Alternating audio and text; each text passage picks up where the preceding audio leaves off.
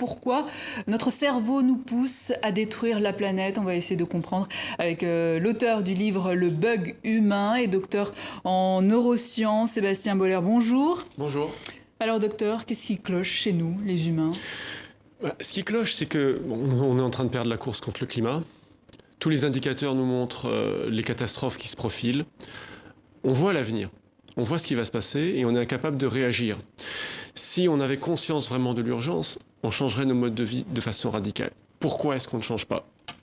Je me suis plongé vraiment dans le fonctionnement du cerveau pour comprendre ce qui ne va pas chez l'être humain. On est à la fois capable d'inventer des merveilles technologiques, d'envoyer des fusées dans l'espace, de créer des smartphones qui tiennent dans notre poche, et en même temps on ne sait pas réagir. Qu'est-ce qui se passe ? En fait, nos désirs profonds, c'est ça qu'il faut retenir, ne viennent pas de notre intelligence, ils viennent du fond de notre cerveau, dans une zone du cerveau qu'on appelle le striatum, qui nous envoie de la dopamine, c'est-à-dire de la récompense, du plaisir, quand on fait un certain nombre de choses très simples, qui se comptent sur les doigts d'une main. C'est ce striatum, finalement, qui régirait tous nos comportements, en fait. C'est ça ? Oui. Alors, nos désirs profonds. Nos désirs profonds. Parce qu'il a été en fait sélectionné par des centaines de milliers d'évolutions pour fonctionner comme ça, et il nous fait chercher principalement toujours plus de nourriture, toujours plus de sexe, toujours plus de prestige social, d'information et de confort. Et ça se traduit par une consommation de nourriture qui fait appel à de l'agriculture intensive, qui n'en finit pas, une épidémie d'obésité qui touche pratiquement une personne sur 10 à la surface de la planète, qui explique aussi qu'on meurt plus de suralimentation aujourd'hui que de faim dans le monde, et qu'on en veut toujours plus. Notre besoin, en fait, de sexe qui est fondamentalement imprimé par cette partie de notre cerveau, nous pousse à vouloir toujours plus consommer, par exemple, des vidéos pornographiques en ligne. On en consomme 136 milliards aujourd'hui par an à la surface de la planète. Et ça, ce qu'on ne sait pas, c'est que ça fait tourner des serveurs numériques à hauteur d'à peu près un tiers des gaz à effet de serre du transport aérien, par exemple.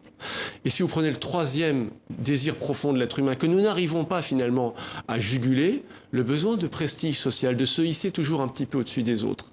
C'est un énorme moteur, en fait, de la consommation d'industrie automobile. On cherche souvent une automobile, notamment dans certaines parties de la planète comme en Chine, pour se hisser un peu plus au-dessus du voisin. C'est aussi le fait qu'on va surfer sur des réseaux sociaux, chercher plus de likes en permanence.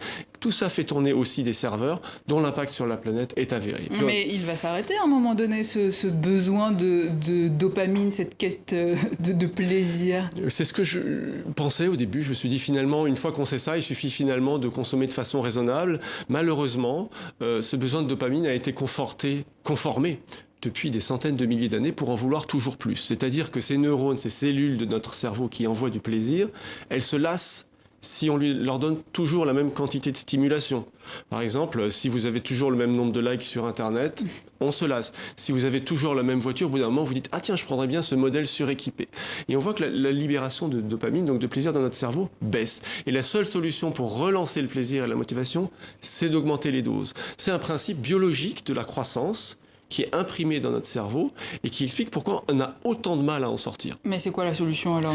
Il n'y en a pas ? La solution, d'une part, je crois que c'est de savoir comment on fonctionne. Donc ces connaissances sur l'être humain vont nous permettre peut-être de comprendre pourquoi notre espèce, Homo sapiens, est aujourd'hui en train de détruire la planète. Et je crois que c'est important pour s'observer en situation. Lorsqu'on va faire un achat dont on n'a pas besoin, par exemple, se dire « mais en fait, je suis poussé par mes neurones du striatum à fonctionner comme ça. Ce n'est pas ma liberté. Et donc, peut-être, introduire une distance.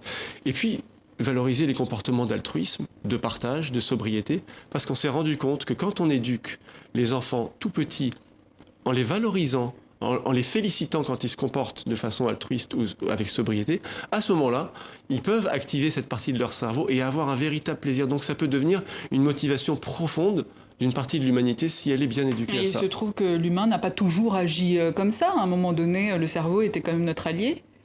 En fait, voilà, vous avez effectivement résumé le fait que ce striatum qui nous fait vouloir de la nourriture, du sexe, de la reproduction, c'est ce qui nous a amenés à travers le chemin de la vie jusqu'à aujourd'hui. C'est ce qui nous a permis de conquérir la planète, de conquérir toujours de nouveaux territoires, de nouvelles ressources. C'est ce qui a fait de nous une espèce conquérante. Mais aujourd'hui, ce cerveau qui était notre allié est en train de devenir notre pire ennemi. Donc il faut pouvoir se combattre soi-même pour préserver notre propre avenir. Et l'humain est le seul animal à avoir ce striatum ou les autres animaux aussi ont cette partie du cerveau ? Tous les animaux ont un striatum et c'est ça qui leur permet de survivre.